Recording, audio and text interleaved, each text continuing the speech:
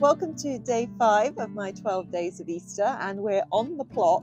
And I thought I would come down here between showers while it was sunny and fairly still. And of course, as soon as I've got here, the cloud has come over. It looks like rain and the wind has picked up.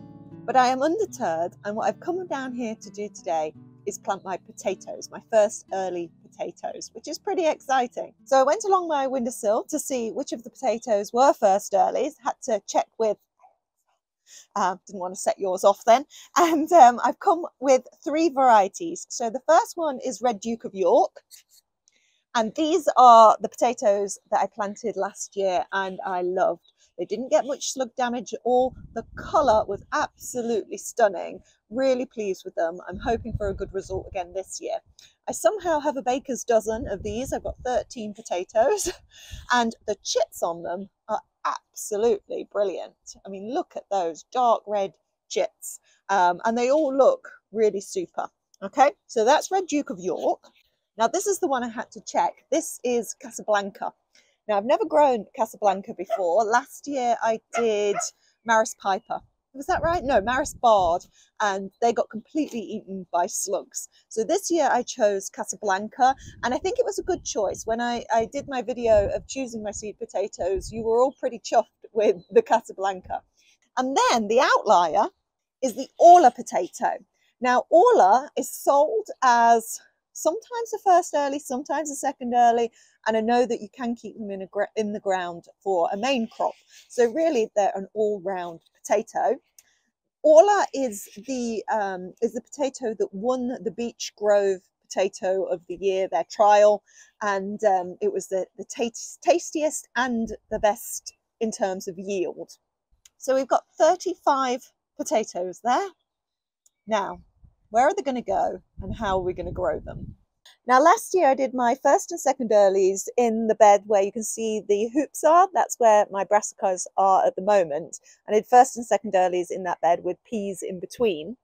This year I'm going on to the opposite side of the plot, still at the front of the plot where the raspberries are. So I've got a row of raspberry canes, and if you remember on my plot tour I said there was a space in front of the raspberry canes that wasn't being used.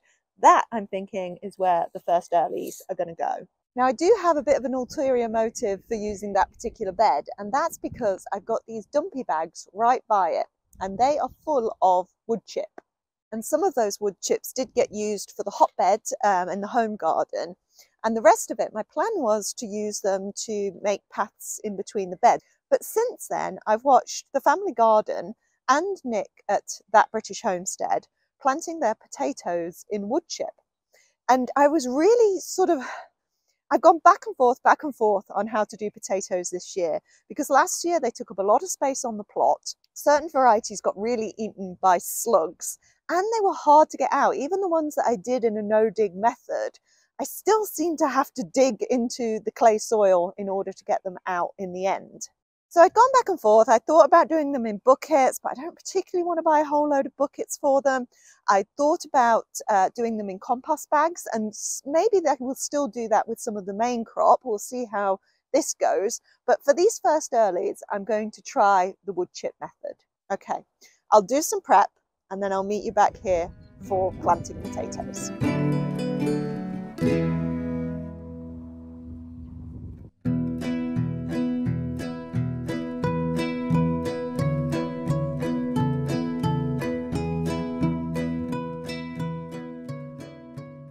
Well, I surprised myself there, and I actually did the work and I weeded out all the big clumps of grass. There were a few dandelions, mostly it was willow herb.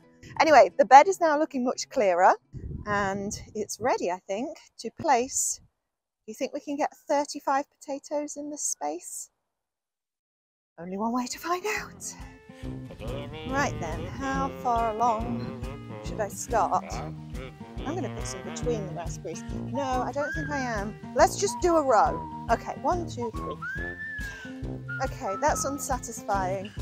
That's still a large gap. I can fit another row there, I'm sure. Whoa. 6, 7. Right, so we're on an odd number there.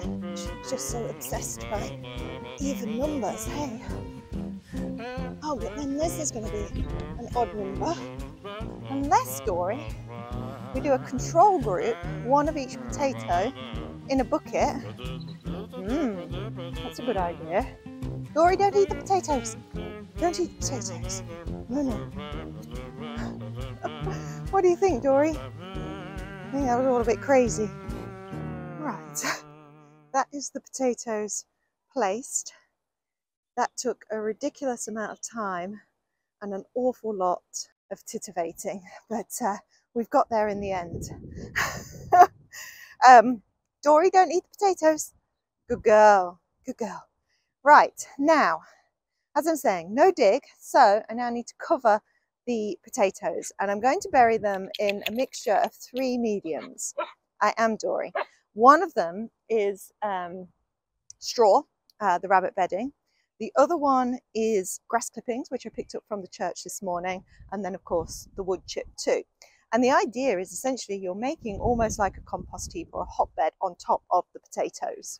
Hiya. Now it shouldn't get hot to the degree that a hotbed does because it's not contained. So I don't think there's any worry about the potatoes getting too warm, but it will protect them if we do get a late frost. This is my thinking.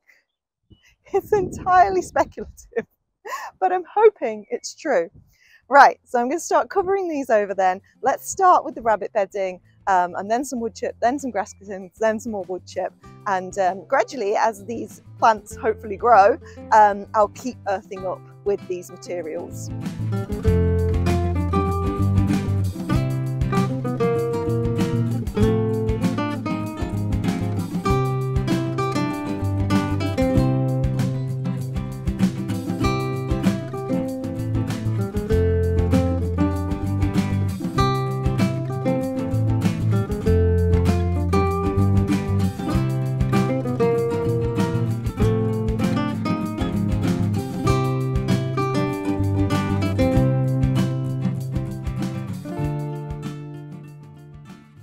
Well, rain has stopped play, but the sun has come out. Oh, sorry. The sun has come out. Oh, that's disappointing. I was so close to being done. Kinda. So we've got 1 layer of rabbit bedding. We've got 1 layer of wood chip. That was hard work. And then I've just put the grass clippings on top and started the next layer of wood chip. But yeah, not in this. Come here, Dory. Come on. Oh, you were all wet. Oh, muddy paws. Oh, a double rainbow. Dory, look. Oh, how beautiful is that? Wow.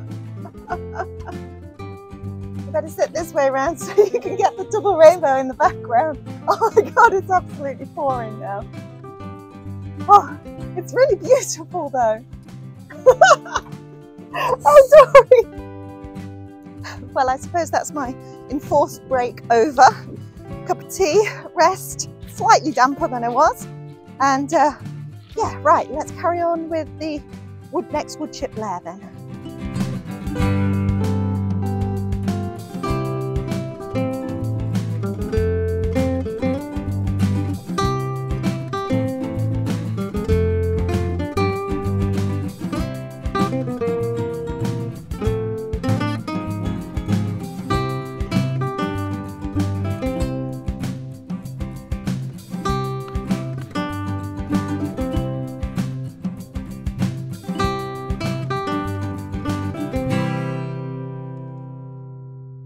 I must say, that was insane.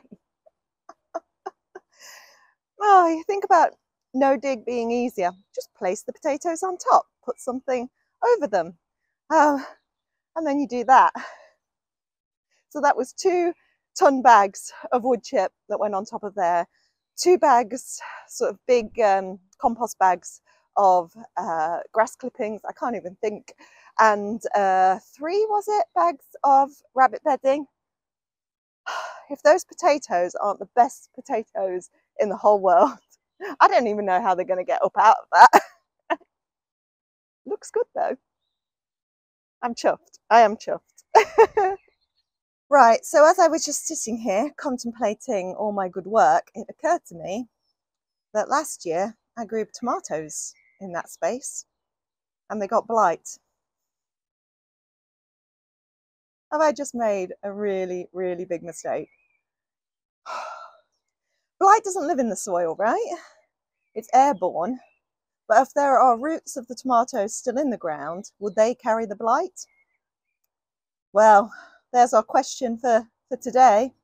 Have I just made a huge mistake? There's also a great clickbait thumbnail that's warranted. Oh no. Oh, I'm so proud of myself. I think it'll be fine. I think it'll be fine. I'm just going to believe it'll be fine. It'll be fine. Fine. Well, anyway, thank you for joining me on day 5. I'm actually really proud of what I've achieved there. Mistake or no mistake. I tell you what, it'll be a good test. We'll test it out. I will see you tomorrow.